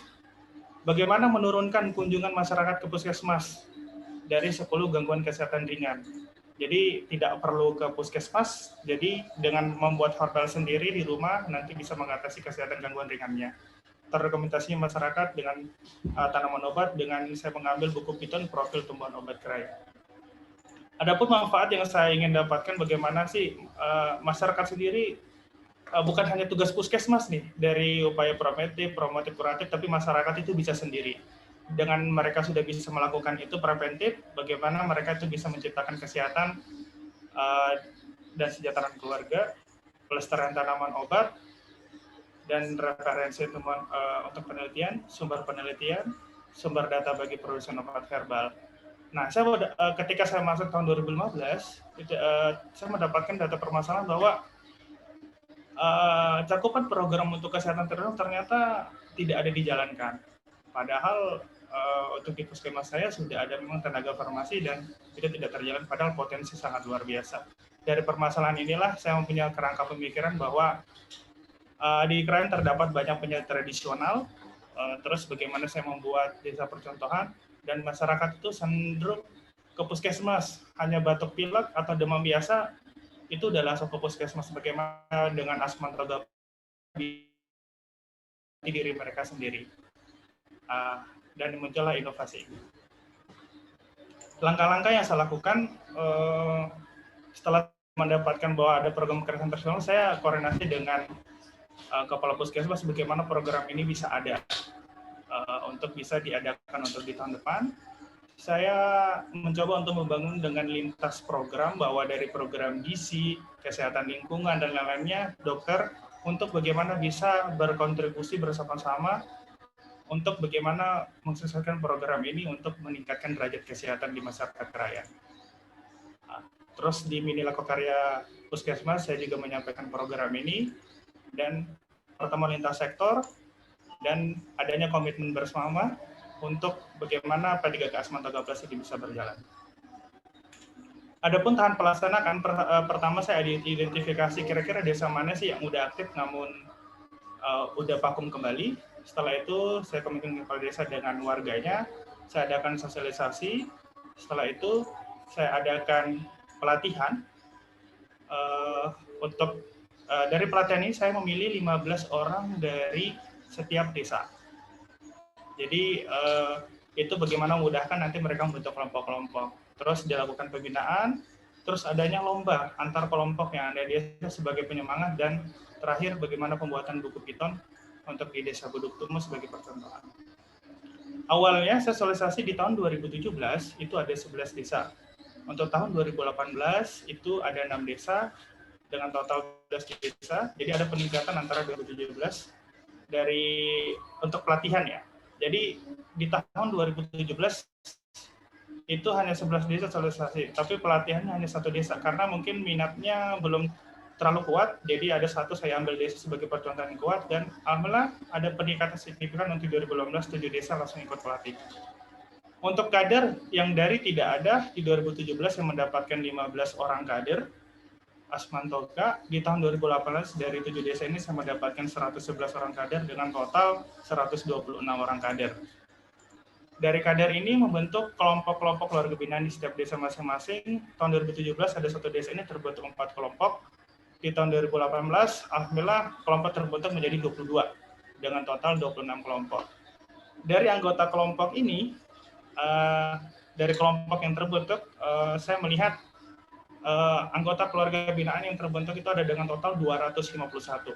Jadi dari total sekitar 6.000 tadi jumlah penduduk rakyat, dari 251 orang jika aktif dalam Asmantoga itu sangat luar biasa sekali bagaimana mereka bisa menjaga kesehatan mereka secara mandiri. Hasil kegiatan dilaksanakan, pertama saya adakan sosialisasi, mereka udah boleh bagaimana bekerja secara kelompok, bagaimana budaya kita secara gotong royong. Ada salah satu kader, yaitu ketua kader yang saya wawancara. Jadi ini dari segi ekonomi terjadi peningkatan. Produktif 2017 itu 800.000, tahun 2018 itu 1.500.000, dan kemarin barusan lagi ada pemesan dari wilayah luar itu pesan bawang Dayak atau bawang tiwat itu 100 bungkus, alhamdulillah penghasilannya ada lagi penambahan sekitar 2,5 juta. Ya, saya membuat buku piton ini. Ini ada 2 buku piton yang bagaimana yang dari yang ditanam warga dan ada yang tidak dibudidaya. Lingkungan rumah yang di tahun 2017 hanya ada 10 rumah yang aktif menanam toga di pekarangan rumah, sekarang udah 25. Jadi satu desa itu udah aktif semua. Nah, dari segi kesehatan, bagaimana sih pengolahan dari hasil mereka tanam ini? Saya berkolaborasi dengan gizi, bagaimana sih membuat nugget sayur biar anak-anak itu bisa makan sayur. Ini ada dibuat nugget daun singkong. Adapun hasil yang ketiga, jadi saya melakukan survei untuk bagaimana melihat kunjungan masyarakat. Untuk tahun 2017 yang warna kuning ini, kunjungan puskesmas untuk batuk pilek itu ada 93 kunjungan. Dan di tahun 2018, setelah saya melakukan inovasi itu, terjadi penurunan menjadi 18 orang. Untuk gatal 31 menjadi 9, dan susah tidur itu dari 13 orang menjadi 0 kunjungan. Dari ini kita melihat bahwa dari program terlaksanakan ada feedback buat masyarakat. Hasil kegiatan yang keempat, ada buku piton yang saya buat, yang warna pink ini adalah pendataan dari kader Asmantoga yang bisa dibudidaya di lingkungan rumah. Dan yang untuk yang piton yang warna biru tua ini adalah dari penyehat tradisional. Ini yang tidak bisa dibudidaya dan hanya bisa kita dapatkan di hutan. Ya, ini adalah tokoh hatranya. Ada 5 orang saat ini, dan sekarang ini sangat banyak sekali yang ada di sana, dan hanya baru ada 5. Dan yang paling jauh aksesnya adalah Pak yang sudah dari Sawayagung. Untuk kita ke sana melewati hutan, kurang lebih jalan kaki 6 jam. Ya, ini adalah proses mereka bagaimana membuat ramuan. Jadi diajarkan bagaimana sih cara pengambilan bahan baku, penggunaan bahan-bahan terstandar, bagaimana mereka mengolah bahan-bahan bumbu dapur yang selama ini hanya bumbu dapur, tapi bagaimana sih bisa digunakan sebagai obat.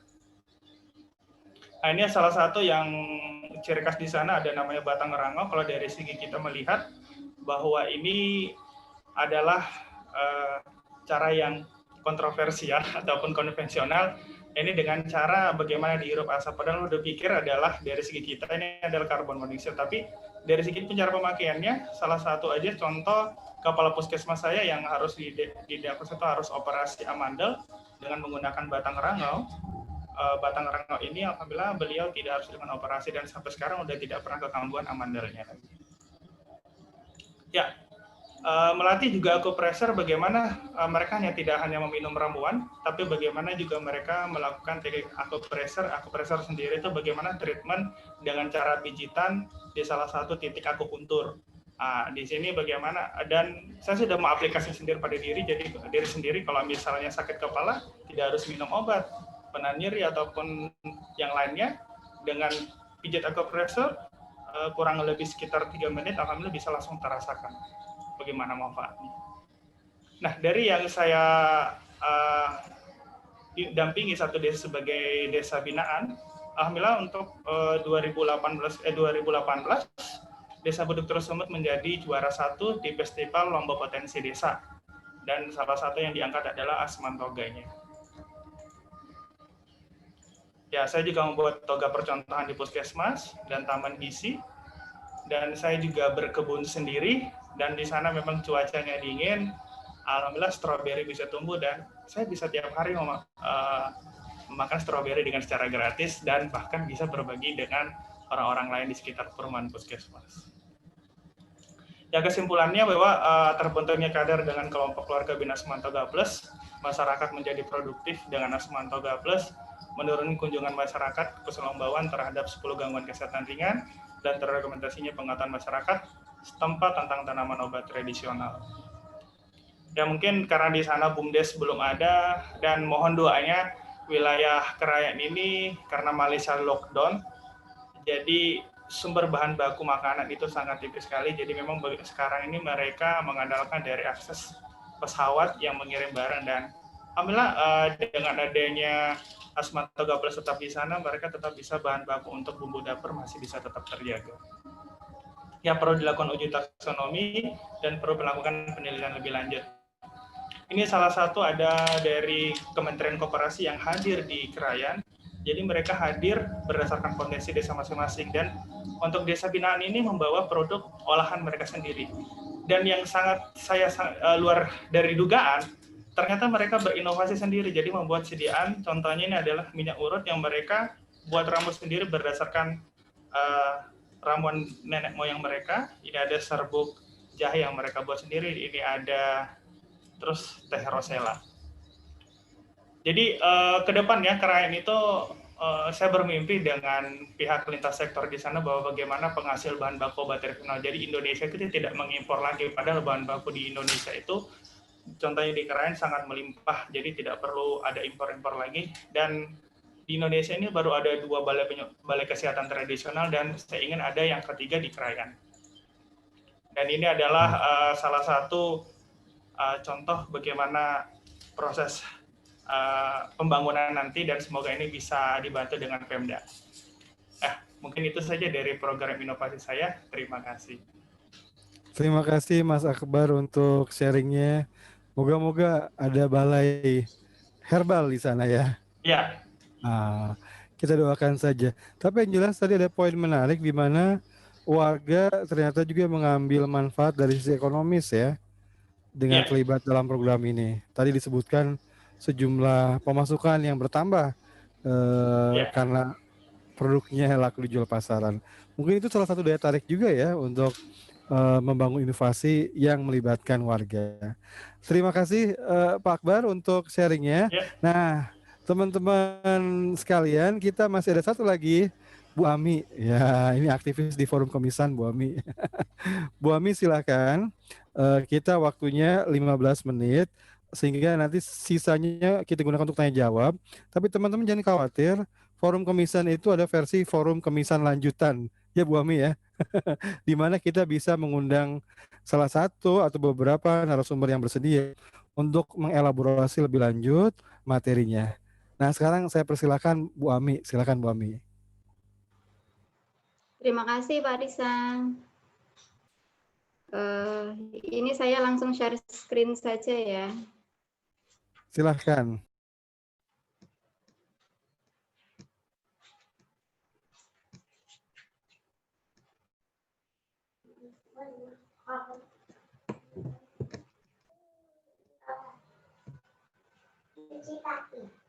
Assalamualaikum warahmatullahi wabarakatuh.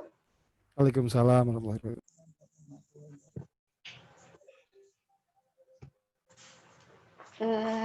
Tunggu sebentar laptopnya.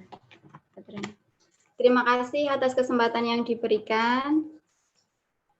Izinkanlah saya untuk menyampaikan dan berbagi tentang inovasi saya yang berjudul Emo-Demo Bahaya Rokok sebagai upaya mengatasi masalah kesehatan keluarga dan masyarakat. Sebelumnya, izinkanlah saya untuk memperkenalkan diri terlebih dahulu. Nama Aminatur Rofiah, saya promotor kesehatan di Puskesmas Gemaharjo. Suara saya bisa terdengar nggih? Pak Risang. Jelas Halo? Bu Ami, jelas. Iya. Lanjut. Iya, ini sedikit profil pengalaman saya sebagai tim pembina, juga beberapa penghargaan yang telah diperoleh. Sedikit profil Puskesmas Gemarjo. Puskesmas saya ini berada di wilayah Kabupaten Pacitan, tepatnya berada di pintu masuk Kabupaten Pacitan dari arah Ponorogo atau dari arah utara, berada di ketinggian 685 meter dari permukaan air laut, dan 90% wilayahnya adalah pegunungan. Nah, di tempat saya memiliki wilayah atau menaungi wilayah 4 desa. Latar belakang inovasi ini diambil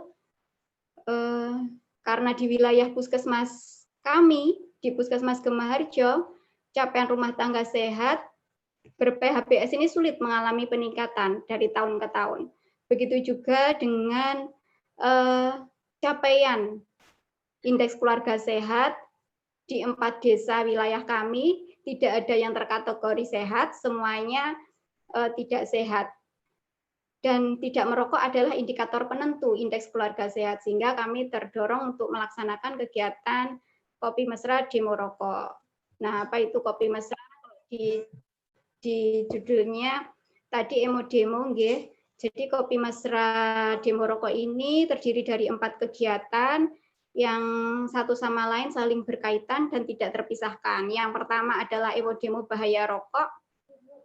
Ini adalah metode edukasi menggunakan permainan, demonstrasi, dan diskusi yang disampaikan tentang bahaya rokok. Kemudian yang kedua adalah perokok jujur. Perokok jujur ini adalah branding yang diberikan kepada seorang yang telah berhasil berhenti merokok melalui kegiatan pendampingan, pemantauan menggunakan kartu pantau rokok, kemudian ada evaluasi simpanan rokok. Yang ketiga, Kopi Mesra adalah media pesan berupa penulisan dan pemasangan pesan. Ini dipasang di setiap rumah warga tentang yang bertuliskan motivasi, kemudian ajakan untuk berhenti merokok, dan sebagainya. Yang keempat adalah raket PHBS. Kegiatannya berupa penandaan, penempelan stiker untuk rumah yang anggota keluarganya sudah tidak ada lagi yang merokok. Kemudian ada juga lomba-lomba untuk mendukung kegiatan supaya perilaku ini tetap lestari. Harapannya seperti itu. Nah, emo-demo bahaya rokok, saya ingin menyampaikan salah satu ini. Emo-demo ini sudah kita kenal sejak lama, nggih. Metode edukasi yang lain sudah ada 12 judul modul, nggih, tentang gizi, tentang KIA. Nah, saya ingin mencoba menerapkan metode emo-demo ini, tapi materinya tentang bahaya merokok. Demo dikenal dengan emotional demonstration, semua sudah tahu, nggih, salah satu metode edukasi masyarakat melalui pendekatan baru yang berprinsip bahwa perilaku hanya dapat berubah sebagai respon atas sesuatu yang baru. Jadi audiens itu suka sesuatu yang menantang, sesuatu yang mengejutkan dan menarik. Yang kalau kemarin Dr. Anto menggunakan flash chart, nah ini saya pakai wayangan. Dan saya mencoba teknik emo-demo ini diterapkan untuk menyampaikan materi bahaya rokok kepada masyarakat. Ya, selain memberikan informasi, juga emo-demo ini menggugah emosi audiens. Siapa yang dapat melakukan emo-demo ini bisa kader ataupun tenaga kesehatan, tentunya yang sudah mendapat informasi ataupun pelatihan. Kemudian idealnya dilakukan 20 menit, tidak lama, dan pesertanya antara 10 sampai 15 peserta, dan bisa dilakukan pada saat hari buka posyandu, baik sebelum ataupun sesudah pelayanan posyandu, pada saat pertemuan PKK, ataupun pada saat pertemuan desa ataupun yasinan.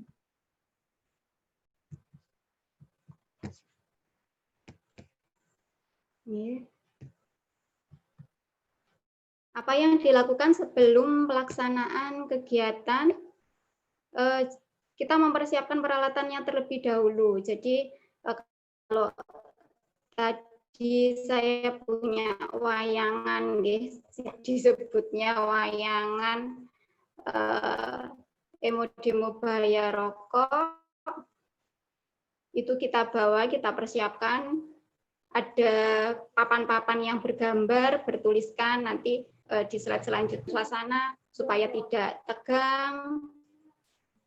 Juga membangun kesepakatan, membuat kesepakatan dengan peserta agar tidak ngantuk. Biasanya seperti itu. Kita juga buat yel-yel sederhana. Dan nanti ada diskusi. Setiap session ditekankan ada kesimpulan atau pesan kunci. Dan yang paling penting di session acara nanti ada rencana kegiatan. Nah, nanti minta ada konseling ataupun kunjungan rumah. Tujuan permainan dari Emo belajar tentang bahan-bahan yang berbahaya tentang bahan-bahan berbahaya yang terkandung di dalam rokok. Kemudian bagaimana asap rokok masuk ke dalam tubuh dan dampak penyakit yang kita zat-zat itu nanti layak ada di dalam tubuh kita dan apakah zat-zat tersebut bisa menyebabkan penyakit kronis seperti kanker paru, jantung, stroke dan lain-lain. Nah, peralatannya seperti ini. Di session kedua ada siapkan 1 buah botol aqua bekas yang besar ataupun yang tanggung juga bisa, yang dilubangi bagian tutupnya, kemudian 1 batang rokok, korek api, dan tisu. Nah, ini kita sudah masuk di langkah-langkah, kita menyiapkan papan bergambar. Saya menyiapkan papan bergambar yang sudah bertuliskan bahan-bahan yang terkandung di dalam rokok dan bukan kandungan rokok. Jadi ada seperti amonia atau arsenik, metanol, formalin, dan yang bukan seperti saya tambahkan karbohidrat, kemudian vitamin, ada juga antioksidan. Nah, nanti audiens diminta untuk memilih dari 10 macam papan tersebut mana yang terkandung di dalam rokok. Ini. Kalau misal dan ketika sudah dipilih, lalu ditempatkan di tempat yang telah disediakan atau diincepkan ya bahasa Jawanya. Kemudian ditanyakan kembali apakah papan-papan ini, apakah jawaban ini sudah betul, Bapak Ibu setuju? Ayah ngasih makanan nih. Jangan banyak-banyak kata Bu. Maka dijelaskan jawabannya yang benar dengan membalik papan bergambar. Nah, ditegaskan kembali dari zat-zat kandungan rokok ini kira-kira layak tidak ada di dalam tubuh Bapak Ibu. Seperti itu. Dan dilanjutkan dengan demonstrasi. Sebenarnya di sini demonstrasinya. Ini sederhana sekali. Tapi sebelumnya saya tidak pernah memakai ini, tapi ternyata ketika kita pakai untuk sosialisasi atau penyuluhan, ternyata sangat bagus sekali dan masyarakat lebih mudah memahami. Jadi diibaratkan botol itu adalah paru-paru manusia dan asap yang masuk itu adalah asap rokok yang masuk ke dalam tubuh manusia. Kemudian kita balik, kita ambil batang rokoknya, kemudian kita ambil, diletakkan di atas tisu, dan dibalik. Nah, kita tunjukkan tisu yang terkena noda asap rokok itu tadi, seperti ini, ibaratkan itu tadi adalah paru-paru Bapak Ibu semua, yang menghirup asap rokok, dan asap rokok yang masuk adalah noda-noda seperti ini. Bayangkan jika itu yang masuk dalam sehari adalah 12 batang rokok, kemudian dalam 1 bulan tinggal ngali 30 hari, dalam setahun berapa? Nah, ini kita tunjukkan. dan itu mengendap di dalam tubuh.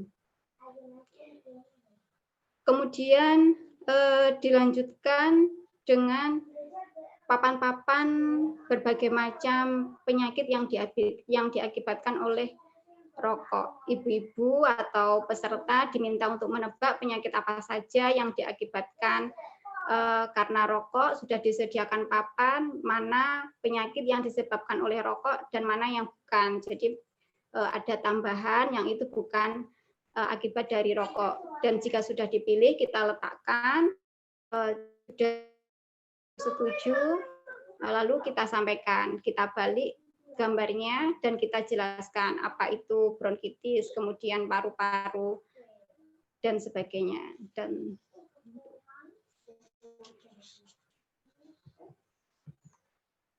ini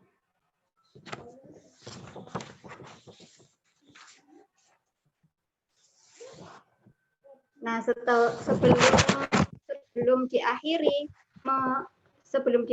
di season acara yang terakhir itu kita menanyakan kira-kira dengan adanya pertemuan ini dari Bapak Ibu mengetahui tentang bahaya zat-zat yang terkandung di dalam rokok, kemudian dampak yang ditimbulkan, kira-kira langkah yang harus dilakukan itu apa? Dan hampir sebagian besar dari mereka akan menjawab berhenti merokok. Nah, nanti kita tawarkan siapa Bapak Ibu, siapa Bapak-bapak dari audiens yang Bapak-bapak yang memiliki keinginan ingin berhenti merokok. Nah, itu yang kita dampingi. Bagi yang belum termotivasi, terus dilakukan sosialisasi. Ini contohnya ada kelas pendampingan perokok jujur di wilayah puskesmas kami. Ada salah satu motivatornya, motivator Bapak motivator ini. Sebelumnya beliau perokok berat. Sebelumnya beliau adalah perokok berat dan sudah berhasil berhenti untuk merokok. Nah, kita minta untuk memberikan testimoni dan memberikan motivasi kepada peserta yang lain. Dan inovasi pojok ngudut ini kalau di Jawa artinya pojok merokok gitu ya. Dan ini berada di atas bukit, memiliki filosofis, sengaja dibuat di atas bukit. Rokok song rokok, makanya lerenono anggonmu ngerokok. Jadi kalau naik ke atas bukit itu bersusah payah. Jadi kalau nggak mau bersusah payah, sebaiknya berhenti merokok. Nah, filosofinya seperti itu. Nah, kita juga melakukan pelatihan kepada anak dan remaja, mereka bisa melakukan edukasi ke teman-teman di sekolahnya. Nah, capaian tidak begitu signifikan, tidak signifikan 8% dalam setahun, tapi saya optimis apabila ini dikerjakan secara terus-menerus, insya Allah akan bisa mencapai target 65%. Dan hasil dari kegiatan ini, kelompok yasinan tidak menyediakan, kemudian jumlah keluarga yang terbebas dari asap rokok karena ada anggota keluarga yang merokok juga mengalami peningkatan. Artinya ketika dalam satu anggota keluarga tersebut ada yang berhenti merokok, misalkan dalam satu rumah ada 4 anggota keluarga, berarti 4 anggota keluarga ini terbebas dari asap rokok. Tingkat kepuasan Emodemo ini dari hasil survei setelah kegiatan berlangsung. Setelah kegiatan berlangsung kita mencoba untuk menyebar angket dan hampir ya 100% menyatakan puas dan lebih mudah dipahami menerima materi bahaya rokok dengan menggunakan Emodemo. Kartu pantau rokok pada saat ini meskipun dalam kondisi pandemi kita tetap terus melaksanakan bertepatan sekali dengan adanya intervensi kunjungan rumah kepada kelompok yang beresiko. Nah, kita lakukan pendampingan kepada mereka. Hambatan dan solusi. belum semua masyarakat memiliki kesadaran tentang bahaya merokok. Nah, kita melibatkan peran serta istri dalam memotivasi perokok yang ingin berhenti merokok. Belum semua perokok memiliki alasan mengapa harus berhenti merokok, dipengaruhi oleh keluarga dan lingkungannya. Nah,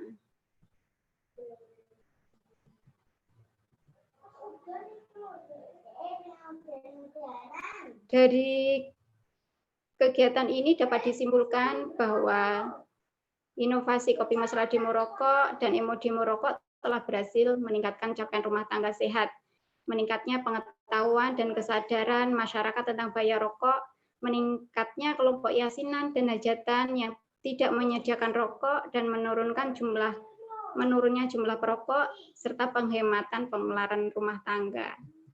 Oke, terima kasih. Demikian paparan dari kami. Kurang lebihnya saya mohon maaf. Saya akhiri. Wassalamualaikum warahmatullahi wabarakatuh. Salam. Terima kasih Bu Ami untuk sharingnya. Dan gambar terakhir itu gambar Pacitan kelihatannya.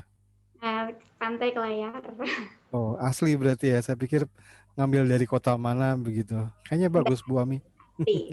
Baik, teman-teman, Bu Ami itu tadi sharing emo demo yang biasanya dulu digunakan untuk gizi ya, kalau nggak salah ya. Gizi. Lalu kemudian Bu Ami ambil prinsip-prinsipnya dan diterapkan untuk urusan berhenti merokok. Rokok itu urusan kesehatan masyarakat yang luar biasa ya Bu Ami ya. 60% sekian laki-laki merokok. Jadi jumlahnya banyak. Upaya-upaya inovatif itu diperlukan untuk mengurangi mungkin ya para perokok ini. Bapak Ibu sekalian, teman-teman, kita punya waktu sekitar 6 menit. Memang sedikit nggak apa-apa. Kita masih bisa punya diskusi di WhatsApp group, di WA-nya forum kemisan, di situ ada linknya.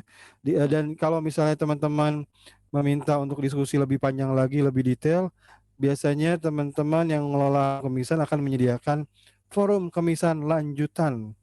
Artinya itu di hari selain hari Kamis, spesifik membahas yang teman-teman inginkan. Begitu kurang lebih ya. Untuk 6 menit berikutnya silakan, mungkin teman-teman ada yang ingin bertanya, diskusi, ada yang mau ngomong langsung, boleh dibuka saja mic-nya. Sambil saya baca di grup chatnya mungkin ada pertanyaan-pertanyaan yang dilemparkan ke grup chat. Tapi buat yang bicara langsung juga tidak apa-apa. Silakan.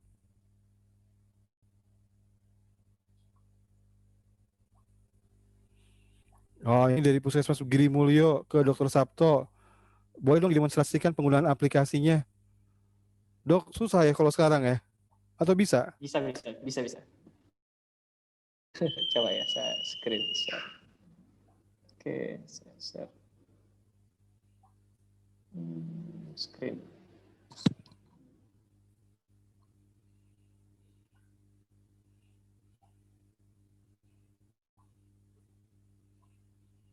Sudah terlihat ya? Terlihat. Oke, saya mulai ya. Aplikasinya ada di sini yang paling kanan ini. Klik. Oke, kita ada 2 menu utama, yakni pertumbuhan dan perkembangan. Untuk menilai status gizi anak kita stunting ataukah tidak, ataukah gizi buruk, gizi kurang, normal, atau bahkan overweight, bisa kita lihat milih menu pertumbuhan. Klik. Oke, kita dihadapkan di menu utama di sini. Tinggal kita isi tanggal lahirnya. Misal lahir tanggal 9 September 2019 misalnya. Oke, tekan OK, maka aplikasi secara otomatis akan menghitung berapa usianya. Di sini kita bisa lihatnya 12 bulan. Oke, tinggal kita pilih jenis kelamin, misal laki-laki ya. Sekarang kita isi berat badannya, misal berat badannya 5,9 nih misalnya. Oke, tinggal kita pencet saja. Kita ingin parameter berat badan per umur misalnya. Kita ingin tahu ini gizi buruk, gizi kurang, atau normal. Pencet gambar kalkulator, langsung keluar nilainya. Oke, kita akan lihat nilai gizi buruk. Jadi tabelnya sudah terlihat di sana ya. Untuk berat badan per umur, Z-score-nya itu minus 4,42. Karena di bawah minus 3, maka dia tidak ada nilai persentilnya. Kemudian status gizinya itu gizi buruk. Nah, agar anak ini mendapatkan berat badan normal, kita normalin 8,01 sampai 10,89. Jadi kita sebagai petugas kesehatan tahu, oh kita tinggal ngejar dari 5,9 jadi 8, memang nggak berat sih, 2 kilo. Nah, terus teman-teman bisa lihat di paling bawah itu ya, ada notifikasi warna merah. Anda ingin melaporkannya, nah ini seandainya aplikasi ini dipakai, usernya adalah masyarakat biasa, tinggal pencet WA atau SMS. Maka dia akan terhubung kepada nomor WA saya sementara ini, tapi bisa disetting di depan ke nomor petugas sesuai dengan kabupaten masing-masing. Kalau di tempat saya itu petugas Kabupaten Lombok Barat, itu ada nomor WA-nya, bisa dipilih langsung di sana. Oke, saya kembali lagi. Kalau kita ingin tahu anak itu stunting atau enggak, misalnya tinggal kita isi tinggi badannya. Misal tinggi badannya itu misalnya 68 misalnya ya. Nah, aplikasi ini akan otomatis memilihkan kita dengan kondisi terlentang. Karena kalau usia di bawah 2 tahun, WHO merekomendasikan pengukurannya bukan dengan tinggi badan, sekalipun anak itu sudah bisa berdiri. Aplikasi ini memilihkan kita pengukuran secara terlentang posisinya itu. Oke, tinggal pencet gambar kalkulator, kita sudah tahu anak ini stunting atau tidak. Nah, di sana itu yang perlu kita lihat kalau ingin tahu stunting adalah panjang badan atau tinggi badan per umur. Di sana kita lihat nilai Z-score-nya minus 3,6. Interpretasinya atau status gizinya sangat pendek. Nah, untuk anak yang seusia ini, 12 bulan, panjang badannya itu idealnya berapa? 72,28. Itu ada di angka normalnya. Nah, kalau kita ingin lihat chartnya bisa kita swipe, kita geser, itu ada, nah kita lihat ya di garis minus 3 SD itu. Untuk Z-score berat badan per panjang badan itu di garis minus 3, karena Z-score-nya minus 3,78. Ini kita di pojok kanan atas itu ada gambar disket itu untuk menyimpan chartnya dan bisa kita share. Kita share ya, pojok kanan atas itu ada menu share. Menu share ini kita banyak pilihan, bisa ke WhatsApp ke kepala puskesmas, bisa ke email dinas kesehatan ataupun dan lain sebagainya. Oke, kita kembali. Aplikasi ini kalau kita mau simpan itu ada di bawah pojok kanan bawah itu ada gambar disket itu untuk menyimpan data. Bisa kita simpan data. Nah, apakah kita ingin tambah data baru ataukah data yang sudah ada? Misal kita ingin tambah data baru, tinggal diisi nama orang tuanya, misalnya siapa gitu ya, nama nama anaknya, terus nama orang tuanya, alamat. Yang paling menarik dari aplikasi ini ada tulisan kode GPS di bawah GPS itu. Tinggal kita pencet. Setelah kita isi datanya, misalnya saya Acak ya, namanya misalnya. Nah, di fotonya nggak bisa kita ambil gambar foto di bawah ini, kalau nggak ya nggak apa-apa. Tinggal save tekan gambar disket itu. Nah, ini adalah contoh, ini barusan sudah tersimpan. Anak itu nama paling bawah ini, YYHPU itu yang barusan kita ukur. Kita pencet, langsung keluar data yang sudah kita ukur di tanggal ini. Tanggal kunjungan 8 Oktober 2020, berat badan saat pengukuran 5,9, tinggi badan 68 cm. Ini data ini bisa kita ubah foto dan sebagainya, bisa kita tambahkan. Nah, bisa di sini juga. Misalnya kita ingin menambahkan data kunjungan baru, tambah kunjungan. Oke. Nah, bisa kita tulis sana, tinggal tambahkan sesuai dengan data kunjungan. Oke. Coba saya simpan.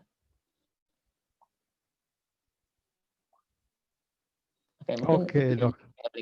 Sebenarnya kalau aplikasi yang sudah sampaikan tadi ya, ini kan ada demonya tadi. Ini contoh gambaran mana di visual. Dok Sabto, ini aplikasinya free kan ya? Free. Free semuanya. Oke. Ini ada tersedia dalam 3 bahasa ya. 3 bahasa, ada bahasa Indonesia. Oh, bahasa apa aja? Inggris. Saya kira bahasa di sana. Bahasa di... Enggak. Ini saya adopsi dari istilah yang digunakan WHO dari modul WHO, sehingga saya nggak terlalu kesulitan mengubah bahasanya dari bahasa Indonesia, Inggris maupun bahasa Prancis yang sudah dari WHO. Ini yang sedang saya kembangkan sekarang untuk perkembangannya, untuk tumbuh kembang, masih belum selesai. Oh ya, ada fitur yang enak ya untuk aplikasi ini, misalnya ini kunjungan, ini tentunya nomor 2. Misalnya ini kita bisa share filenya ini dalam bentuk file Excel, ekspor ke Excel. Jadi kita bisa buat laporan ke Dinas Kesehatan dan menggunakan Excel. Terus bisa semuanya. Oke Mas, mungkin itu yang bisa saya share ya acara ini. Terima kasih Dr. Sabto, ini penjelasan singkat, tapi moga-moga memberi gambaran buat teman-teman. Kalau nanti ke Play Store ya, cari Dr. Sabto Antro, nah itu nama aplikasinya. Kalau teman-teman ingin Dr. Sabto untuk sharing lebih lanjut, kita harus merayunya. Tapi obrolin dulu di grup ya, di WhatsApp grup. Nanti kita obrolin lebih lanjut. Dr. Sabto, terima kasih buat penjelasannya ya. Oke, terima kasih. Sekarang di chat ada Mbak Ika kepada Pak Akbar. Mungkin singkat saja Pak Akbar karena waktunya, mohon maaf ini sudah melewati 5.30. Bertanya bahan obatnya banyak yang hasil hutan bukan kayu. Waduh, ini ada istilah teknis kehutanan ya. Baiknya ini suaminya punya hutan soalnya. HBK, silakan jelaskan Pak Akbar. Ya, memang di Krayan itu memang semua hutan, cuman memang hasilnya lebih banyak dari HBK ya. Jadi tidak harus menebang pohon tersebut. Jadi hasilnya bisa dari paling banyak sih memang rata-rata dari akar, tapi tidak harus menebang pohonnya. Jadi memang ada akar yang menjulang seperti akar bajakah, itu di sana juga banyak sekali. Jadi tidak harus kita dengan pohon, terus ada juga dengan hasil dari kulit batang kayu, itu sudah bisa mendapatkan senyawa obatnya. Jadi di sana hutannya masih terjaga dan tidak harus menebang pohonnya. Jadi tadi lebih banyak dari HBK.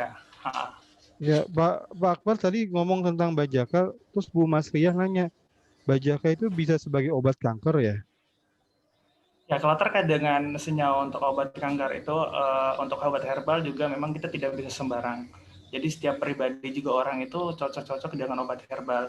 Yang kemarin kan sempat viral ya dengan akar bajaka itu memang untuk etnis di sana bisa saja cocok, tapi belum tentu etnis misalnya dari suku yang berbeda itu juga bisa tidak cocok. Jadi memang perlu ada penelitian lebih lanjut, karena yang dari siswa yang itu yang sudah penelitian hanya penelitian dasar.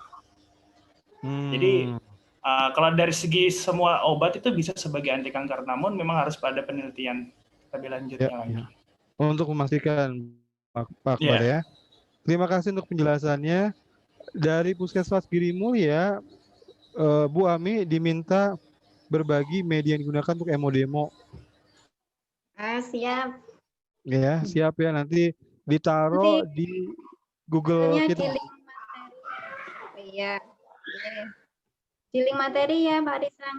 Oke, kita taruh di link materi, nanti teman-teman bisa akses ke sana ya. Terima kasih Bu Ami.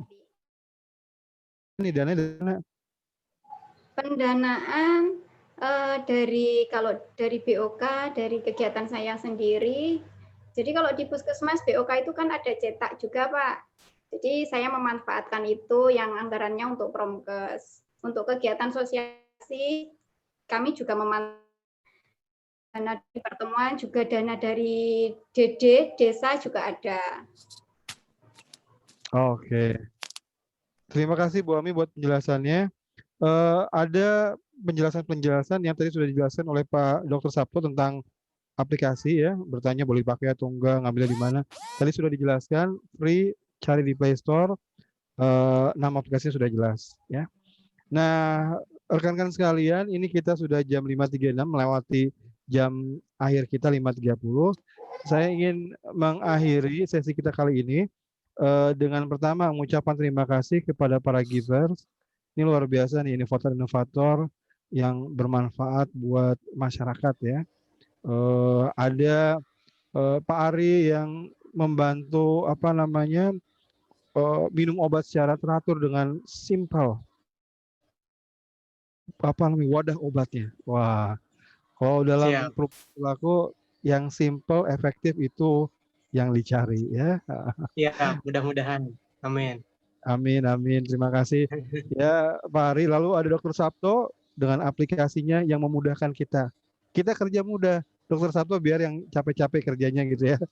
Kita manfaatkan aja. Itu juga penting buat kita ya. Terima kasih Dokter Sabto ya. Lalu kemudian ada Pak Akbar Nunjau di sana, Kalimantan Utara. Saya membayangkan luar biasa 6 jam jalan kaki ke desa. Waduh, pegel nggak tuh ya? Lumayan. Lumayan, tapi sehat ya. Udah ingin enak banget ya. Terima kasih untuk sharing-sharingnya.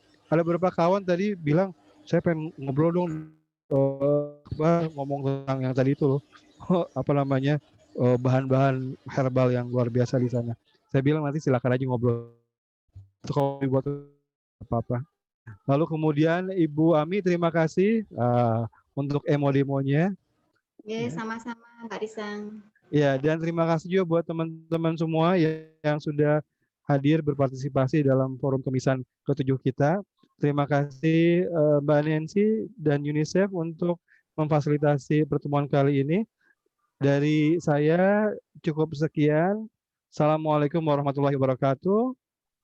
Dan sekarang saya serahkan kepada yang membuka tadi. Silakan Mbak Nancy. Oke, sama-sama Mas Risang. Terima kasih untuk teman-teman yang sudah share pengalamannya dan inovasi-inovasinya. Keren sekali ya, dari tadi saya tercengang lihat inovasi teman-teman di daerah. Nanti saya promosikan ya yang lain. Terima kasih semuanya untuk acara kita. Semoga selalu sehat, jaga kesehatan, jangan pakai sabun dan hindari kerumunan. Selamat sore semuanya. Selamat sore, terima kasih. Sampai ketemu di Kamis berikutnya. Selamat sore, terima kasih semua. Oh iya, ya, udah malam betul. Ya, terima kasih. Foto dulu ya. Ada yang mau foto, saya foto ya. Ya, silakan kalau difoto sama silakan. Mbak Nancy di Maluku ya? Iya, di Halmahera. Oh, Halmahera, jauh. Lebih jauh Mas Akbar atau saya nih dari Jakarta. Oke, silakan. Sama-sama jauh. Sama-sama jauh ya. Saya foto ya. 1, 2, 3. Baik, halaman berikutnya. Oke. Terima kasih. Makasih, sampai ketemu minggu depan.